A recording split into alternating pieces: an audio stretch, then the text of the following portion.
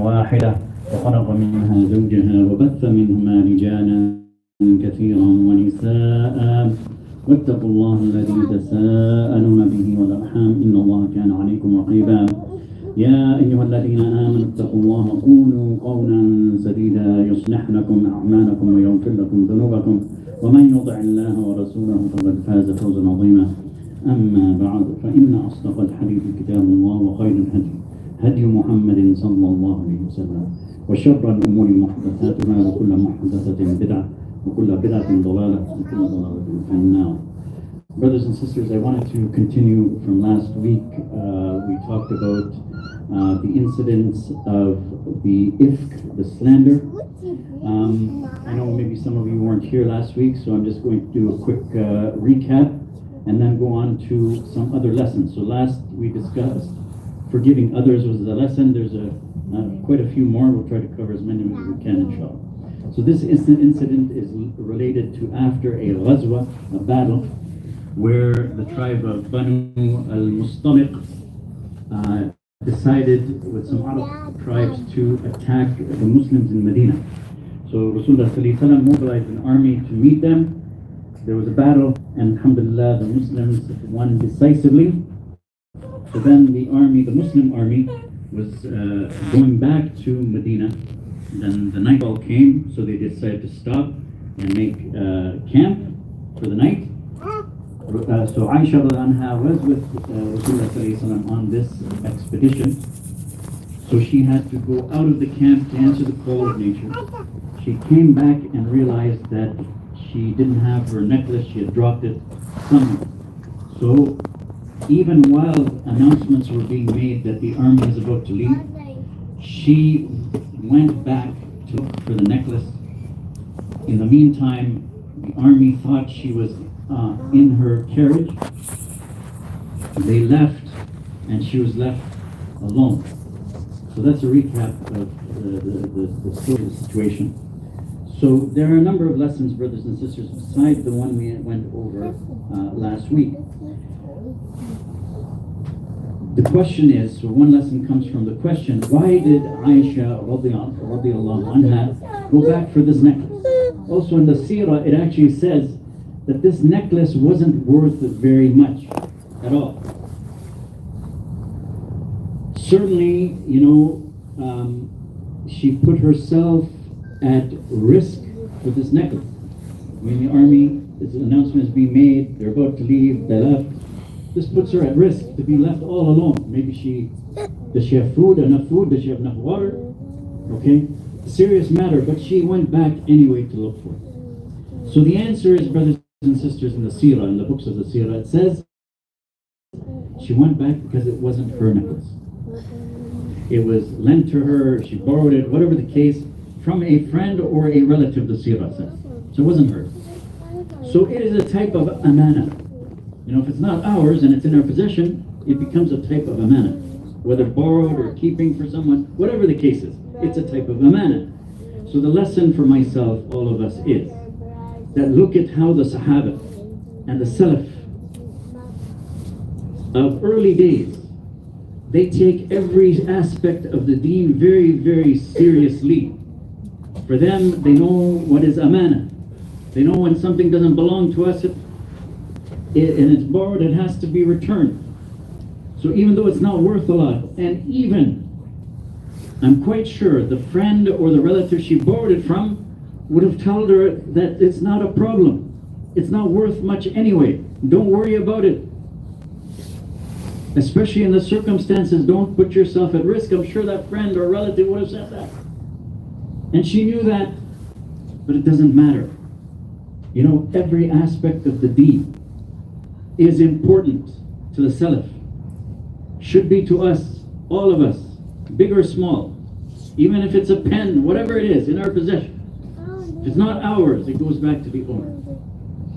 So she went back, as I said, risking for something she borrowed an amana. So the reminder, as I said, brothers and sisters, to say again, whatever, first of all, we all know these things about the deen. Even our children, even the youth know. But the lesson is we have to put it into practice always. We should not treat something as small. We should not treat something as small. Aisha radiallahu anha had a very good reason to let it go, but she didn't. I'm not saying we put ourselves at risk either, but we have to try our best. The other thing I wanted to say, brothers and sisters, we also shouldn't say, well, this is a small good deed, you know, okay, I do this small good deed, I'll get a small reward. No, the Saba never took it that way. Neither should we. Big deed with lots of reward, small deed with small reward, doesn't matter. We shouldn't let an opportunity go by. Because brothers and sisters, if we do a small good deed, Allah subhanahu wa ta'ala rewards us. Allah subhanahu wa ta'ala doesn't stop there. He will inshallah facilitate and make it easy for us to do another good deed and another good deed and another good deed. So we should be looking for good deeds, small, big, whatever they are. Never let anything go by, any chance go by. Even if, as I said, we borrowed something small, the person won't care. It's an opportunity to do this, what Aisha anha was doing, return something that doesn't belong. Brothers and sisters, also it shouldn't be that we have an amana, okay, or even borrowed something, which is a type of amana. It shouldn't be that somebody has to ask us for it. Why should they ask us for it? We should be so diligent, so precise with our deen that we give it back right on time. Right on time. I want to borrow this for a day. Without them having to ask for it, it's back with them. Isn't this good akhlaq? This is very good akhlaq. I know sometimes we're human beings, sometimes we forget. We borrow something small, okay, and we forget. But if we're diligent, you know, we have all these tools and technology these days. We can make notes, we can set reminders, all this kind of thing. And as I said, we can inshallah make sure we don't miss anything. The other thing very important, brothers and sisters, is we said she got left alone, and one of the Muhajir, Safwan bin al-Mu'attal, he was bringing up the rear of the army, which is, you know, coming at the back, you know. So he, as we said last week, he saw her there all alone, stranded. So he said, "Inna lillahi wa inna ilayhi raji'un," like a calamity had struck. So concerned, how did she get left behind? He recognized her. But then we said that he got a camel for her, you know, got her to ride it. He did not ride with her. He walked beside, guiding the camel, brought her to Medina around Dhuhr time, broad daylight in front of everyone. Okay? But then a big scandal broke out, started by the munafiqun. Okay? But before I go to that, okay, there's an important lesson here. The seerah actually mentioned that he did not say anything to her. He did not make conversation with her. This is very important, brothers and sisters. This is an example from the Salaf. This is how the interaction, conversation should be with a non-mahram. There shouldn't be like any unnecessary striking up of a conversation. Okay? With a non-mahram. With a non-mahram, it should be by necessity. There's a need for it, and it should be straight, and it should be to the point. No need for conversations that are unnecessary.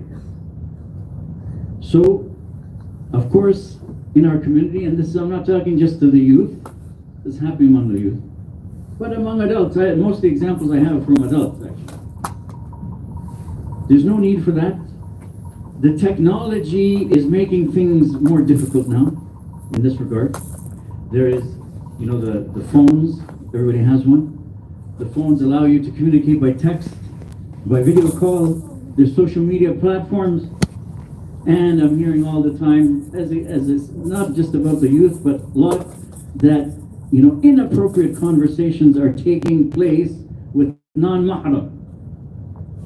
This, we have an example, what it's supposed to be like. Only what is necessary, not friendly conversations. Well, this is just a friend. Okay, I know this because we're counseling, we're hearing these stories. The response is, if you ask them, why are you doing this? Brother, husband, or wife, why are you doing this? They're just friends. They're just friends. Just friends. There's no such thing as that in our deen. Now, to give you an example, just one out of thousands I can give you. Okay? And I'm not talking about anybody in particular because this example applies to so many. So don't think I'm talking about a particular person. A husband decided to strike up a text conversation with a woman, non-Muslim woman, at his workplace, non-mahram. Okay? Friendly text message. But what do the shayateen do? Okay?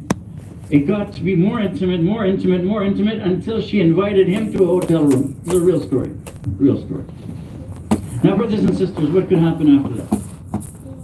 Shaitan started now, he doesn't have to even do anything. He can just watch. What could have happened? And does happen. In this case, the brother feared Allah subhanahu wa ta'ala. It was a shock to him when she said that. At least he remembered Allah subhanahu wa ta'ala. But you know what happened? His wife found those text messages. And although he didn't do anything after that, he made tawbah, istighfar, he lost his marriage. Okay? Broken home. Children in a broken home. What do the children have to do with all this? So, shaitan, even if it starts friendly, the shaitan will make it go beyond appropriate very, very quickly. We know the story about Sisa, we went over it so many times. So that's another important lesson. This is the way it should be. There's so many, of course, examples, but this is like from the seerah, we have this example. I'll continue next.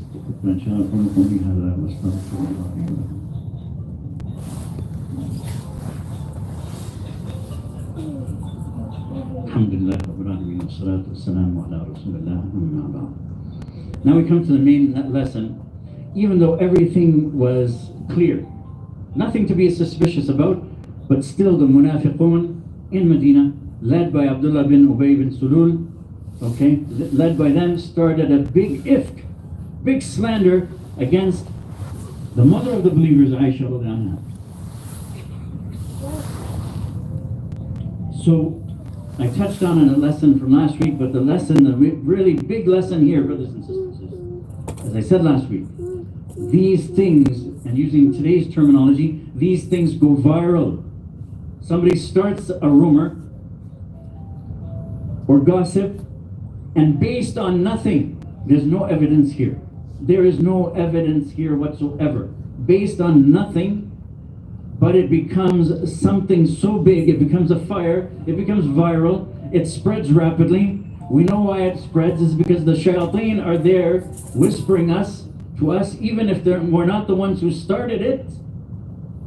Even if we're not the ones who started it, he will trick us, the shaitan will trick us to propagate it. We fall into the trap accidentally sometimes without thinking. Did you hear? We'll say to somebody, maybe we're not the ones who started it, but when it comes to us, we'll tell a friend of ours, our close circle, let's say, did you hear? Did you hear? Did you hear about this and that? What's happening in this family? What's happening with that brother? Did you hear? Okay. Accidentally, inadvertently, maybe we don't mean it. Then, brothers and sisters, we have to recognize, unfortunately, there's brothers and sisters in our community who want to propagate it.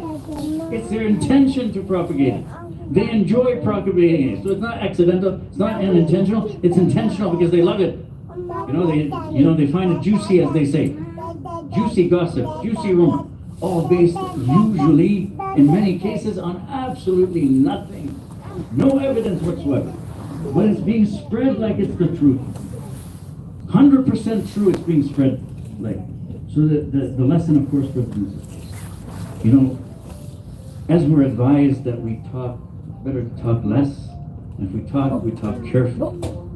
We're careful about what we say. We think about what is going to come out of our mouth. And who we say it to. And even how we say it. Because it can become something so big. As we know, Rasulullah started to ask advice. Okay? Thinking about divorce even. This is how big it could get. Now, brothers and sisters, once again, I have maybe one example. I don't have time to share the thousands of examples that I could share. Once again, this is not particularly about one couple. And this the lesson here is not about between husband and wife. It's not just about ifk and slander. It's about rumors, it's about gossip, it's about those things between siblings, between other relatives, maybe parent-child. It could be between friends, it could be between us, brothers and sisters who don't know each other, who are unrelated. The example I'm going to give about husband and wife, okay, it's a real one, okay, with details taken out, of course. But don't think it's just between husband and wife, okay? But in this particular case, a wife was concerned about her marriage. She was concerned that her husband is not spending as much time as she would like with her. So what did she do? Like, it's not a big complaint, okay? She has a concern, a legitimate concern, actually. So she decided to talk to her own sister in confidence, confidentially, okay? Secretly, so that it doesn't spread. So told her sister, you know, this is the issue I'm having with my husband. Could it be me? Do you think I did something to my husband, making him be, you know, withdrawn from me? Look at this. How much more innocent can it get? Okay? All right? So what happened? It went so that sister spoke to her friend. She didn't know like how to help her sister, so she spoke to a friend in confidence, confidentially, secretly, so it doesn't spread. So that friend talked to another friend for advice or whatever. It got to the point where it's no longer for advice and it's no longer in confidence. It spread to the whole community. Whole community. Now the wife doesn't know what's going on, the husband doesn't know what's going on. What happened next is that husband had a close friend who's known for decades. Okay? That so close that he would trust his friend. Whenever this friend tells him something, he would trust him. Okay? No reason not to trust him. So one day that friend came to the husband, his friend, and said, you know, my wife found out that you actually abuse your wife, like violently. Okay? Now, what do you think happened after that? So as I said, this is not one case, it's many cases. It could go so many different directions. It will probably result in a very serious argument and hurt feelings and lack of trust, which will damage the relationship right there. But brothers and sisters, usually in these cases, it goes much worse. It goes to, you know, pushing and shoving, not even real violence, really, but pushing and shoving is not allowed, okay? That's an offense here. You push your wife, wife pushes husband, police are going to be called, they're going to go to jail. Once again, we know this, imams know this, because they have to go and visit them in the jail then, to console them.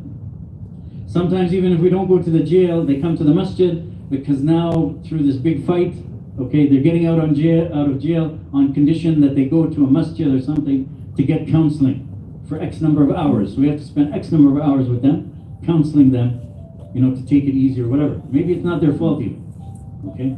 In the heat of the moment, whatever, this happened. So this is what can happen, brothers and sisters. We probably all played a little game like we did here in school when I was little, called the broken telephone game, okay? So the teacher gets us in a circle, okay? The teacher whispers to one of the students, let's say on the right, just one, secretly in the ear, short message. And the idea is, the direction is that you pass it on to the next kid. So mention to one, that student number one whispers quietly to student number two so the other children can't hear. So on to student three, it goes around in a circle, the circle comes back to the teacher. What do you think the message is? Every time we played this game, it's completely different. All like twisted and distorted and opposite.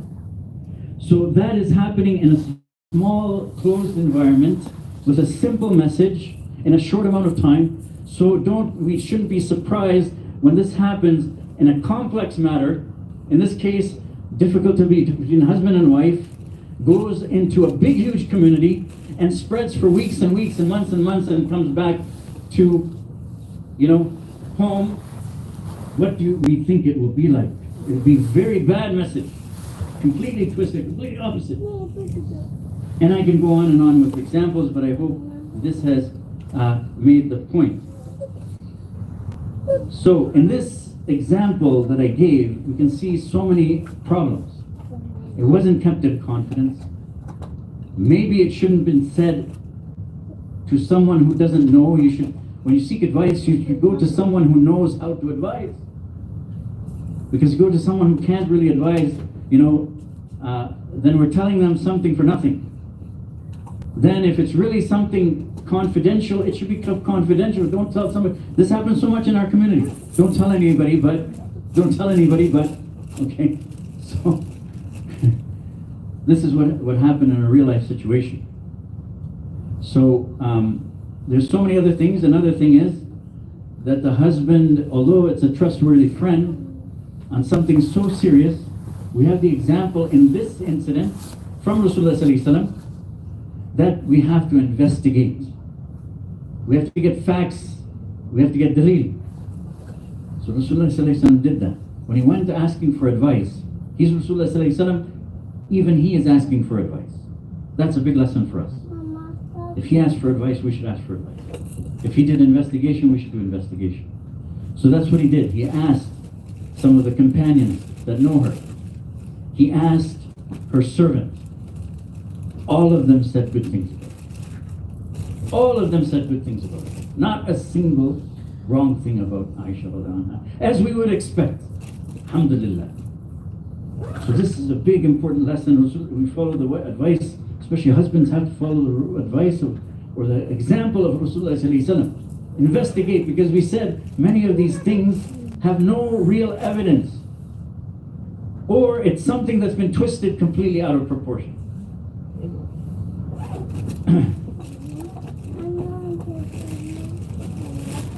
Brothers and sisters, actually there are a number of other lessons. Maybe we'll take it up at another time.